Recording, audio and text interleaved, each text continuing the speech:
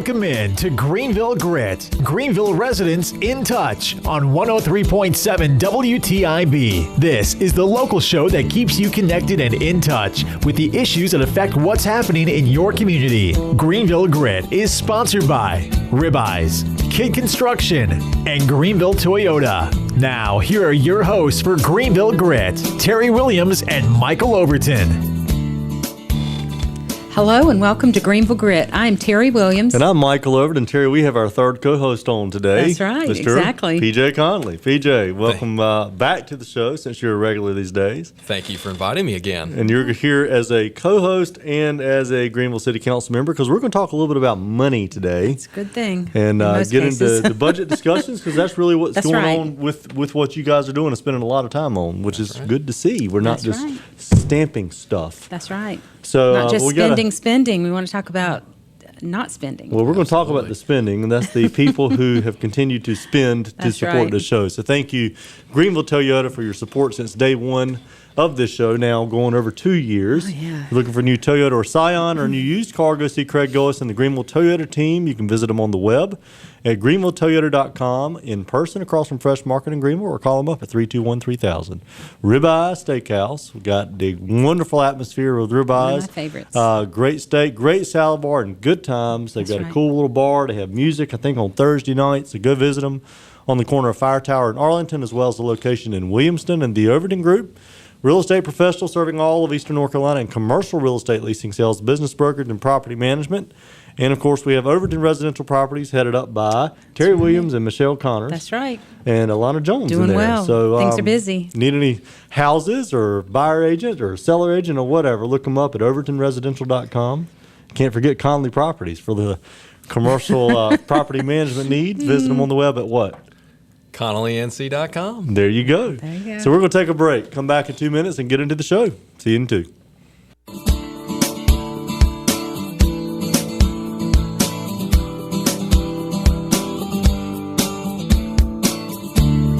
Welcome back to the Greenville Grit. I'm Michael Overton, along with both of my co-hosts. We have Terry Williams and PJ Conley back on today. And again, PJ, thanks for coming on. I know we're moving your role today to the guest chair, but that's because Terry and I are interested in what's going on with the city and the budget negotiations. I know one of the things that we talked about last year, and some criticism we gave to the last council, was they really more or less rubber stamped the budget. That's right. And the previous council to that had gone through some more in-depth studies of budgets, which we applauded. A lot of meetings, like 13 it regressed last meetings year, but this before year they you guys passed have stepped it up even to a much higher degree. So talk about the budget process, how it's working, and what you guys are doing different today than you did in the past. Right now, we've just finished up our third budget meeting that we've set up. We're going to have 4 total meetings. Once we're done with those meetings, we're going to put together a budget. The staff's going to put together a budget, and they're going to present it to the city manager. Then the city manager will present it to us, and then we'll have the right to look at it and I guess tweak it however we see fit. Mm-hmm. We have been pretty vocal in the process, myself and McLean Godley, because we want the city staff to kind of understand where we're coming from, so it's kind of a framework. We don't want it to end up that we get to the final process and it's mid-May, end of May, and all of a sudden we've got a month to tweak anything that we need to in the budget. Mm-hmm. So one of the reasons we've been so vocal about it is we want them to understand where we're coming from, I guess, more or less, because, it's tough. I mean, people were quick to go after the general legislature, when they went into session, and they ended up going almost until I believe it was September to finish their budget process. We don't want to fall in that same problem here at the city level. So I mean, this is kind of the reason that we're trying to get going quick on this. I mean, I understand it is April. Our fiscal year ends on June 30th. That was going to be my question. But I mean, it's never too early to work on the budget process. We have the historical data, from previous years to be able to budget with. And, we need to take advantage of the time that we have right now. Well, let's talk about the vocal portion of that. Last week in the Daily Reflector, you and McLean, I don't know if you wrote the article or if it was written by the Daily Reflector, but you basically requested that the city look at presenting a budget that was with a 5% reduction. So explain what you guys were asking the city, and then we got some criticism we can discuss on the back end of that. So let's start with the request first. McLean and myself, we got together and we wrote this press release out. We wanted to, I guess, kind of convey the message and get talking, throughout the community, and people understand where we're thinking. We've sat through the process. I've had criticism, and I've had a lot of people that have contacted me and say they're really excited about the process. But some of the criticism that we've received has been, hey, it's too early, or you don't understand the process. And my rebuttal to them is, I do understand the process. This is something that I do on a daily basis with my company, and then also, I've read all those documents. I've got the books in my car right now, and I said it was close to 1,000 at our last meeting, but I would estimate we're probably at about 500 pieces of paper from the budget process, and I've actually read all those pieces of paper. I sit through there, and people think I'm crazy, but on the weekends I'll open that binder up and I'll go through there and highlight. Oh, I believe historical. This is the guy that walked. How many miles was it? 200 and some miles. 208. Yeah, 208 miles and knocked on almost 3,000 Well, and doors. it's what you ran on, too. Yeah. That this was the important part for you to get into, where the money's being spent or where it's being saved or how we can save it. And I think that's part of it. And to me, your questions are very relevant to what's going on, not just in the city, but in all of our lives, and then statewide, and then countrywide. So it obviously needs to be asked. Nobody asks the questions, and they just, like you said, get up and like they did last year. It's too easy for people to pass on a tax increase because they think that's the easiest way to generate revenue. And that's generally one party or one whole side does that. And so the criticism we're referring to, PJ, was in Calvin Mercer's newsletter, where he basically called out you and McLean that you didn't understand the budget process. Now, I know you well enough to know that for some reason you love the numbers, you probably know more about the budget numbers than most of the people sitting on the council. But I think I appreciate what you're doing with that, because it gets tiring when you hear about the 12 tax and fee increases. And we need to discuss that, Terry, before we get off the show. I know. Because Rick Smiley, I don't agree with what he's trying to say either when he's rebutting that. Right. Because the fact was there was 12 tax and fee increases. And when I guess you take a look at, now, not all of them were passed through, but there were attempts to pass some of them through. But he said you're not paying a whole lot more. Well, a lot of that's got to do with the fact that our houses are worth less. That's right. We just found that out with the new tax valuations that came out, and I see that only a few neighborhoods actually increased their assessed value. Most either stayed the same, or even some came down. And that's going to affect the pocketbook of the city. Yeah, that's the revenue. And so you stream. have to look. If you don't look at what you're talking about right now, then our taxes will have to go up. Yeah. And why should they go up or stay the same without evaluation of everything that's happening in the city budget? And absolutely. One of the things that was really disheartening to me was one of the meetings, I think it was the second meeting that we had for the budget process, the whole meeting was kind of generated around, this is our revenue, this is our revenue, this is what happened to our revenue. Our revenue's, decimated. It's not where we thought it was going to be. And it's easy to raise revenue. Anybody can raise revenue. You increase your taxes. You put the tax burden on the taxpayers. But it's not an easy process to actually go through and make strategic cuts in the budget, to make it more financially viable for our city to operate on a more, stringent budget. It's not easy. This is not an easy process. This is not going to come, with welcoming arms. You can see that. Some people are upset about it. Some people, honestly, the majority of the people that I've talked to are really excited about it because, it's an opportunity to free up some money, and what we can do with that money. There's plenty of different options. I've brought this up. I said if we can free up some money, one of the main things that people have talked about, and I can tell you from campaigning, were the road system. Right. We're far behind on the road system right now. The way I believe you two are both on the bond committee, and if I remember correctly, the number was $2.5 million need to be allocated towards the roads on an annual basis. And the previous council set up a schedule to go, add $500,000 each year to catch up to that schedule. We're not going to catch up. We're still that's behind. not enough. You can, and until we get to that point. You're funding less than half of the required maintenance. Right. Yeah. So exactly right. That's an opportunity if we can find some money there. One of the other things that's on the table that they've brought before us is they've requested a 3% merit rate increase. According to our last budget meeting where they brought out the numbers on our general fund, we have $117,000 surplus for next year. To give that 3% merit rate increase, it's going to cost the city $1.4 million. We don't have the funds to do that at this point. So, to be able to give our city employees a raise, you're going to have to make strategic cuts in the budget to be able to offer that. So how are you going through the different departments still and asking them to each look at their budget and make a cut where Correct. they see. And so there's probably items in there, would there be, I guess would be a question. They did not use all their money that was allocated to them during the last budget, or they did use it all up? I mean, would there be places they can look and say, well, we didn't have to have it in this particular area, so we could look at that again. But each department, that's what you're asking them to do. Mm-hmm. And that's a very reasonable request. How else will you know what each department can or can't handle if they don't come and approach you and say, this is what we can do, we think we can make it on this? And what if they set the amount that they can handle and that doesn't work, can they not appeal to you sometime during the year? Hey, we're short here, we thought we could handle it, we can't. Can they not come back to the council? Absolutely. And ask for funds in a different area that they thought they could cut? Yeah, absolutely. I mean, I use this analogy all the time. I know things go up and inflationary rates go up on a regular basis, but also you've got to understand that, technology changes, prices of goods change. Think of this. Think of the first time you bought a flat screen TV. How much money did you pay for that flat screen TV? Right. Probably $2,000. How much would it cost today? $500.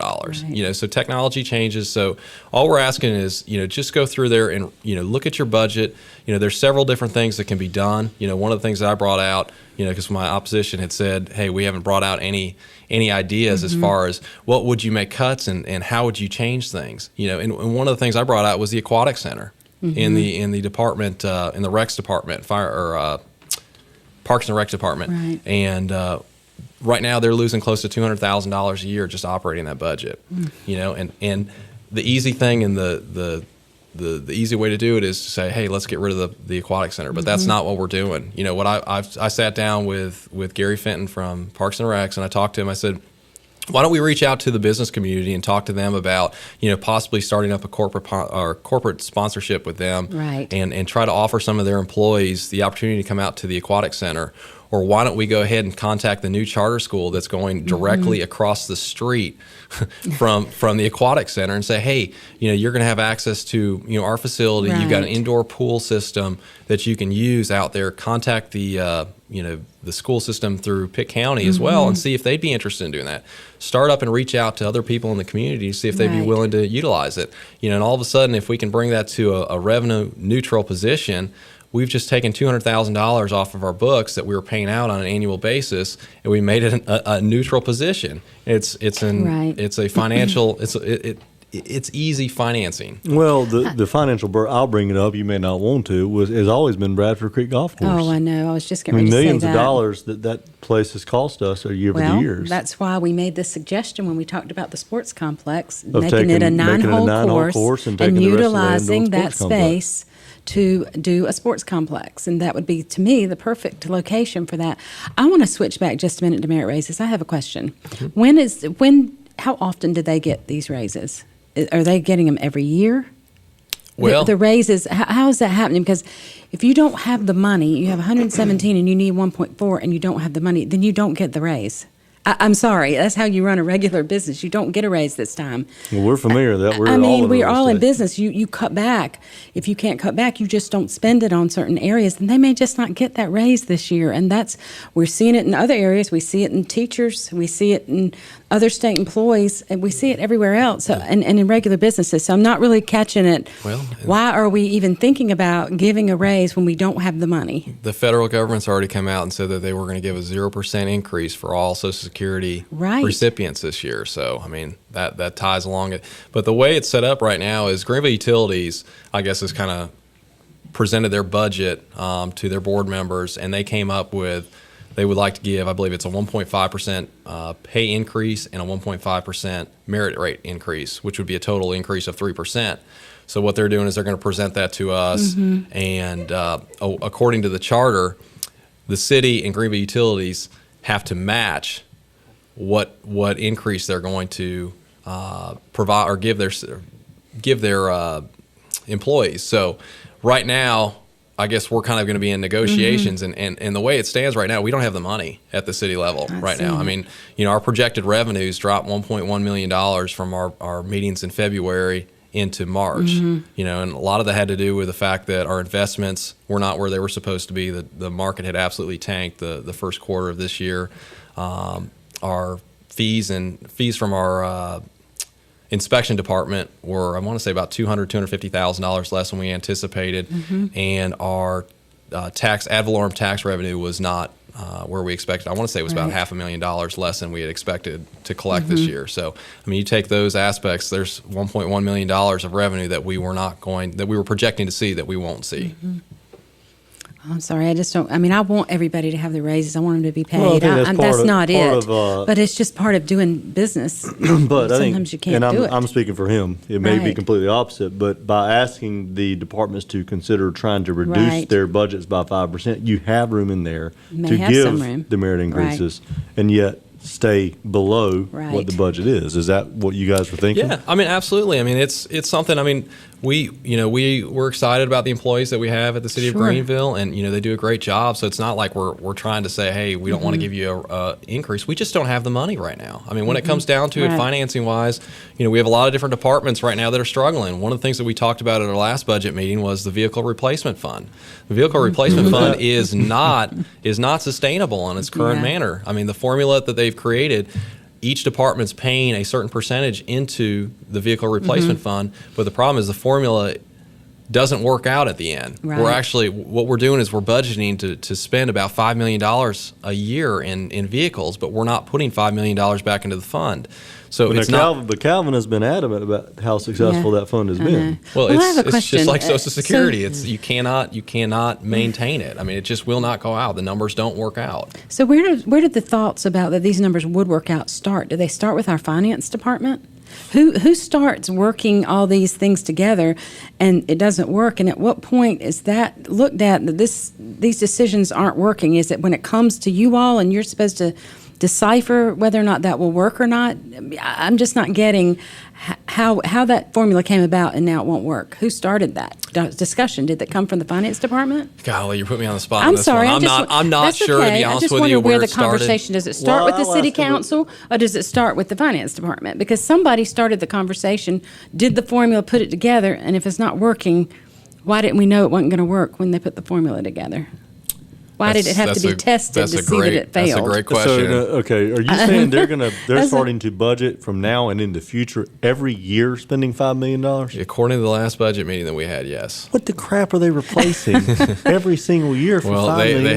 have Do we have that many vehicles in the city? We have 251 vehicles in the city. And how often did you? Well, I guess you don't know. They when have they a- need to they be have a replaced. formula. They That's just not have a replacing everyone every year.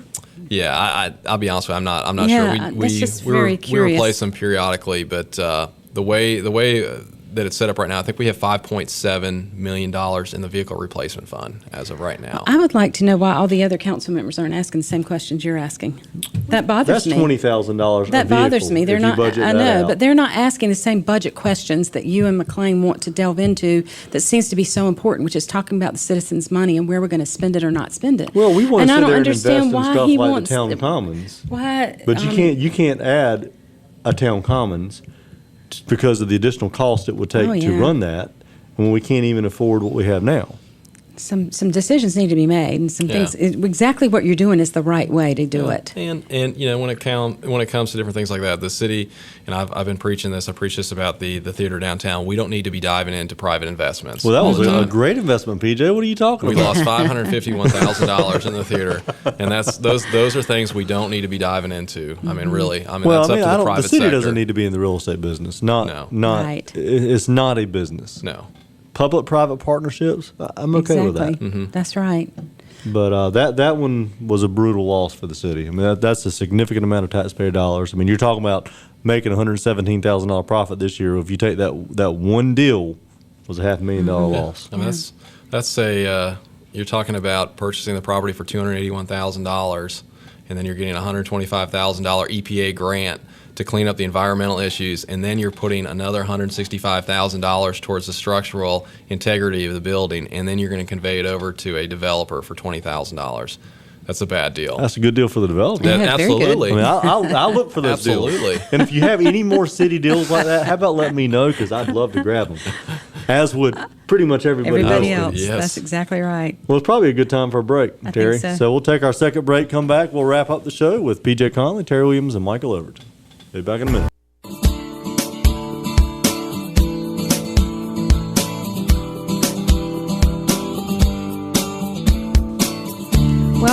to Greenville Grit. We've had a good discussion delving into budget issues and how it all comes about that we decide. Now, tell us when exactly you actually have to pass the new budget. And I mean, there are state requirements that each municipality has to meet a certain deadline. I believe it is in June that we'll pass because, like I said, our fiscal year ends June 30th. Okay. But the city manager will bring us a budget, and we will go through it and, I guess, make any revisions that we want to through the budget, and it'll take effect on July 1st. Okay, so each department, before in a previous city council, each department made a presentation, I believe, to the council members about.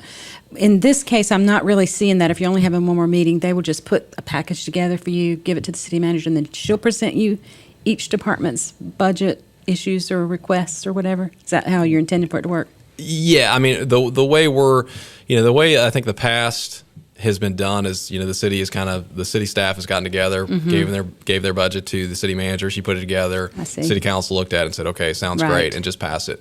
And the whole point of us getting more involved is we want more eyes on the process. Right. The way that our country Right. was set up is you have checks and balances. And, this is a great way for Most us to people check. just like writing checks and don't worry about the balance. That's exactly right. I mean, and what we want is we want to be able to do a thorough process, look through it, see where we can Right. save money, taxpayer money, because I mean we're the stewards of the taxpayers' money when it comes down to exactly. it. And we need to be spending it as usefully as possible and economically as possible. And this is a way for us to go through the process, understand it. And this is a long process, and I understand that. And like I said, I fully dove into the process. I mean, Right. I've read all the paperwork. I've highlighted. If you saw my paperwork that I have it sitting in my car right now. I have highlight after highlight after highlight, and I looked through historical data. I compared it from 2014, 2015, Right. current year. I was doing calculations on where we were, per month. So I mean, I've put a lot of work into this, and I've looked at the numbers. Very closely. So I mean, I understand the budget Right. process, and I understand where we're at, and the whole point of it is we're not, McLean and myself are not looking to go ahead and say, hey, this is what you need in your department, because when it comes down to the end of the day, Right. the department heads are the ones that deal with it on a day-to-day basis, and they need to Exactly. be fully involved in this process as well. And that's all we're trying to do. We just want them to understand that we're trying to refine the process, make sure that we're using the money most economically, and understand that we, if we can free up some money, we can offer those merit rate increases, and we can offer, to catch up some of the projects that we weren't able to do as far as like the Right. road systems or anything else that we need to use the money for. Well, let's talk about Exactly. generating revenue. We've That's got a great about 3 idea. minutes left, and I think that we're both conservative. All of us are conservative. Right. So, and we feel that the way you generate revenue is not through tax increases, but by economic development, which is a long-term picture. Sure. Taxes are short-term, long-term, disastrous, but we need to bring the jobs and build for that here in Greenville. So, what do you see that we need to be doing your first 4 months in office? I've been pretty impressed meeting Roger Johnson, some of the ideas that they have, our economic development director. Very impressive. But how do we bring those jobs? How do we kickstart that process? And how do we simplify things in Greenville from a regulatory structure for people to get in here, also a fee structure that we're just not nickel and diming them, but not really generating substantial dollars for the city? Well, I mean, like you said, we need to bring jobs here. That's the main thing. And to bring jobs here, you've got to make it an atmosphere where people want to do business in Greenville. We've got to be able to sell Greenville ourselves. And Roger's a great aspect for our city, and I think he's a great addition to our city. I think he's going to do a lot of really good things. We need to be able to sell a good product when we're out there, and we also need to make sure that we have, the proper regulations, so it's not hard to do business in Greenville. Sometimes you get the notion that, hey, there's a law that was on the books in the 1950s that may not be, I guess, effective today. Right. It may limit businesses, Right. and we need to be mindful of that and understand that if people are going to try to do business here, we need to help them out as long as it's not going to adversely affect our city. We need to do that. We also need to be able to put out business incentives for some of these companies to come here. I understand, one of the things that we've talked a lot in the process, and Candy Smith has been very vocal about is she wants to get some development over on the other side of the river. They mentioned that there's no pharmacy on that side of the river. They have to go to the other side of the river to be able to get to a pharmacy. And being able to true up our budget and bring in some extra or allocate some extra revenue off of our expenses would allow us to offer some incentives to some of these Right. companies. It'd be great to be able to get somebody in there, because one of the great things about our city right now is our sales tax revenues increasing like crazy. We were projecting, I want to say, about $16.5 or $16.8 million in tax revenue for sales tax. We're at I think 17.2% or $17 million roughly. Well, we got to wrap it up. PJ, thank you again for coming on, and thank you Good for listening discussion. in. Again, Greenville Toyota, Ribeye Steakhouse, the Irving Group. Support them all. They've supported us. We'll see you next week on the Greenville Grit.